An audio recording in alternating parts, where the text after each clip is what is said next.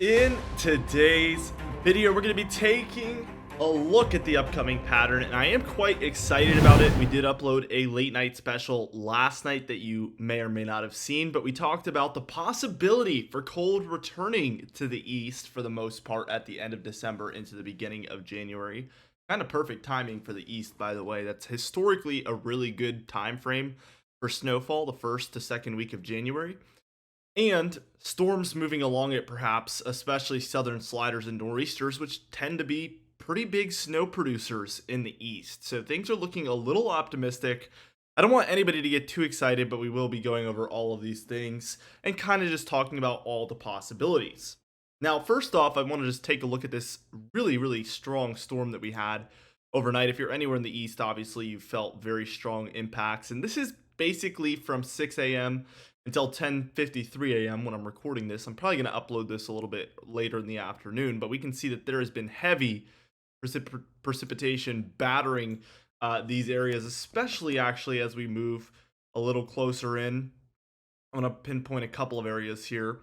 And the main areas here that I want to pinpoint is going to be New Jersey, eastern Pennsylvania into lower New York, and then even southern New England, where a lot of this heavier precipitation has just made its way onshore, shoved its way in, especially into these river valleys, and led towards flooding rainfall.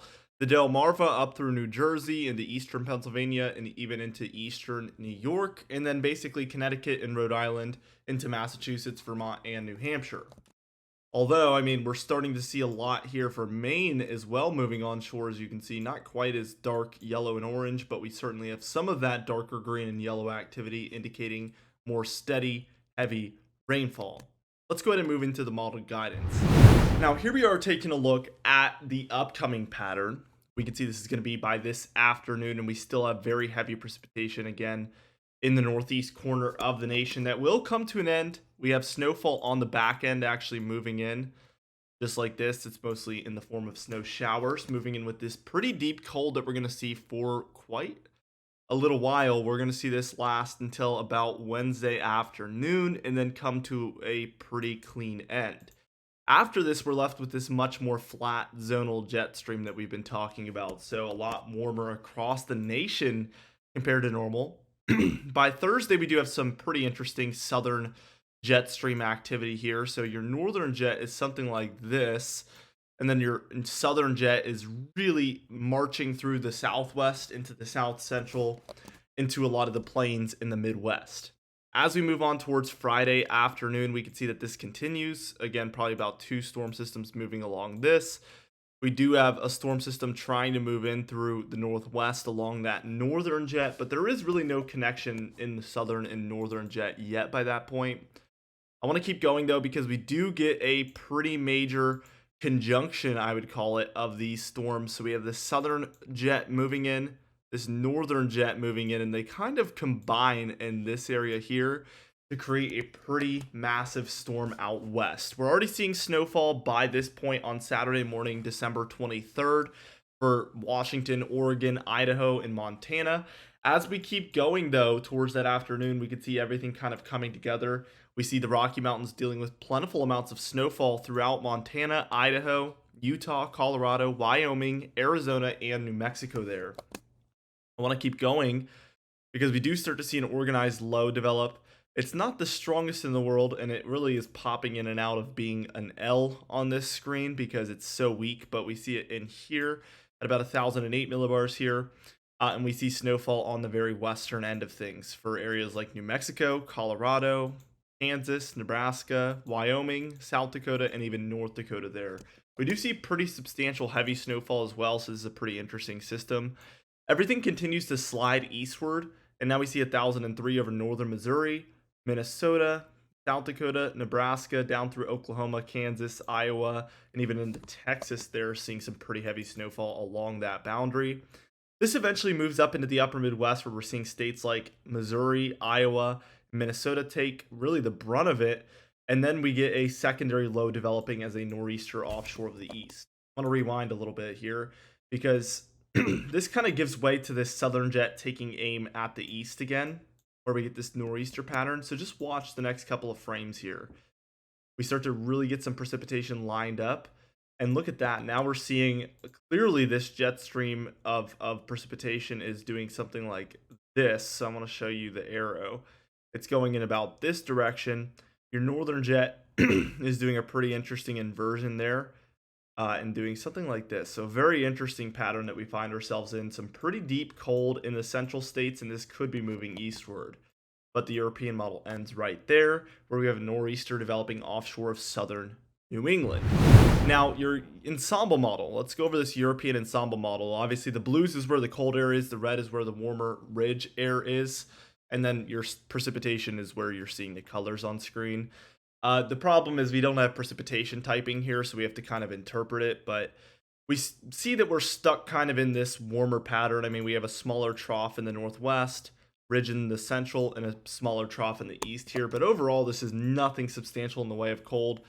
And after this storm on the 27th, 28th, 29th, again, note the southern jet taking aim at the Gulf and then the East Coast. Your northern jet really bringing that precipitation up the West Coast. So we have a huge split here. Eventually, that northern jet comes back down and does something like this. So we have plenty of cold air in this area. But it's really as we move on that things get really interesting, because that southern jet kind of keeps the same projection here, but what we end up seeing is this northern jet gives us some colder air in here along these storms moving up this jet stream, and this could spell snow for this area that I'm circling in here. We certainly still see precipitation moving onshore of the west with that northern jet, keep in mind. Very interesting, but this southern jet is really going to give the east some opportunities at snowfall if we do end up seeing a pattern like this for late December into early January. As you can see, it kind of continues all the way through January 2nd, which is the end of this model run. A little less precipitation. This would be the area looking for snow. Maybe lower precipitation here.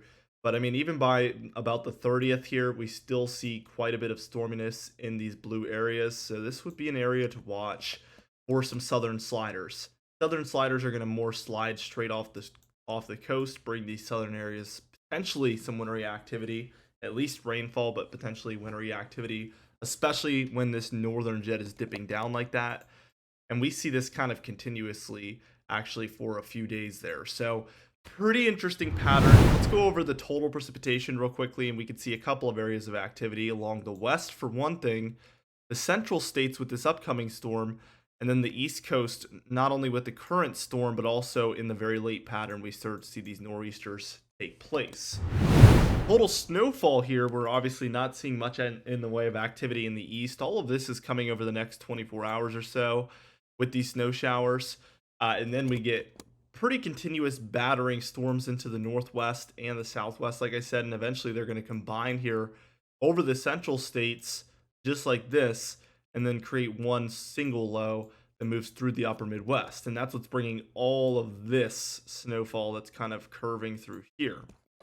Now, as we move into the temperature pattern on the European ensemble model, note that we have some colder times, upcoming, but we're going to really get into a warm pattern, especially in the east. I mean, this is looking like a pretty solid negative PNA, which is cold along the west that encourages warmth in the east as a result. And we do see that taking place clearly here by the 26th on Boxing Day.